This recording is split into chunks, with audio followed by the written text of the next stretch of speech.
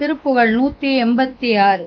முதிர உழையை வனத்தில் முடுகி வடுவை அழித்து முதிய கயல்கள் கயத்தின் இடையோடி முரண வளரும் விழிக்குள் மதன விறகு பயிற்சி முறைமை கெடவும் மயக்கி வரும் ஆதர். மதுர அமுத மொழிக்கு மகுட களப முலைக்கு வலிய அடிமை புகுத்தி விடு மாய மனதை உடைய அசட்டு மனிதன் முழுது புரட்டன் மகிழ உனது பதத்தை அருள்வாயே.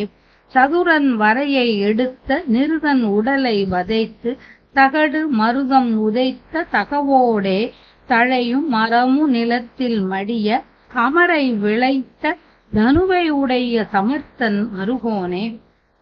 அதிர முடுகி எதிர்த்த அசுரர் உடலை வதைத்து அமரர் சிறையை விடுத்து வருவோனே. அரிய புகழை அமைத்த பெரிய பழனிமலைக்குள் அழகு மயிலை நடத்து பெருமாளே. மாய மனதை உடைய அசட்டு மனிதன் முழுது புரட்டன் மகிழ உனது பதத்தை அருள்வாயே. பழனிமலைக்குள் அழகு மயிலை நடத்து பெருமாளே. ஆற்றல் வாய்ந்தவனும் கைலை மலையை எடுத்த ராவணன் உடலை அழித்தவனும் வண்டியின் வடிவாய் வந்த சகடாசுரனை உதைத்தவனும் நன்கு வளர்ந்த மருத மரத்தை நிலத்தில் விழுமாறு திருவடியால் உதைத்தவனும் போர் செய்த வில்லை உடைய திறமை உடையவனுமான திருமாலின் மருகனே. பூமியானது அதிருமாறு வேகமா எதிர்த்து வந்த அசுரர் உடலை அழித்து தேவரை சிறையினின்று விடுவித்தவனே. அருமையான புகழை கொண்ட பழனிமலையில் அழகிய மயிலை நடத்தி உலவும் பெருமாளே.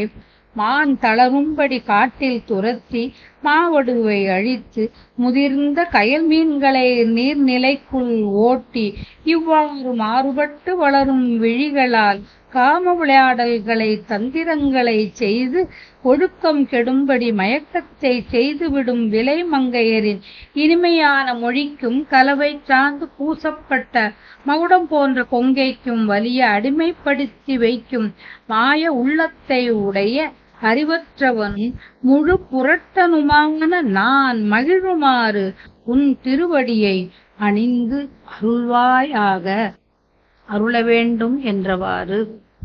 சகடு உதைத்தல். யசோதை தன் வீட்டில் இருந்த வண்டியின் கீழ் தொட்டில் கட்டி அதில் கண்ணனை உறங்க வைத்திருந்தாள். கம்சனால் கண்ணனை கொல்ல அனுப்பப்பட்ட சகடாசுரன் வண்டியுள் புகுந்து உருட்டினான். கண்ணன் வண்டியை உதைத்து உருட்டி அந்த அசுரனை கொன்றார். சகடாசுர வதம். மருத மரமாய் நின்றவர்கள் கண்ணன் வளர்ந்த ஆயர்பாடியில் நலகூபரன் மணிகிரீவன் என்ற இரு கந்தர்வர்கள். அவர்கள் குபேரனின் மைந்தர்கள். குறும்புகள் செய்த கண்ணனை யசோதை உரலில் கட்டி வைத்தாள். மருதமரமாய் நின்ற கந்தர்வர் இருவருக்கும் அருள் செய்ய வேண்டி அந்த மருத மரங்களுக்கு இடையில் சென்றார் கண்ணன்.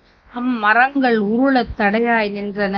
ஆதலால் அவற்றை உரலால் உதைத்து மரங்கள் வீழ்ந்தன. அவ்வளவு அக்கந்தர்வர் இருவரும் சாப் நீங்க பெற்று உய்ந்தனர். கண்ணபிரானின் பாலலீலைகள் இத்திருப்புகழில் கூறப்படுகின்றன.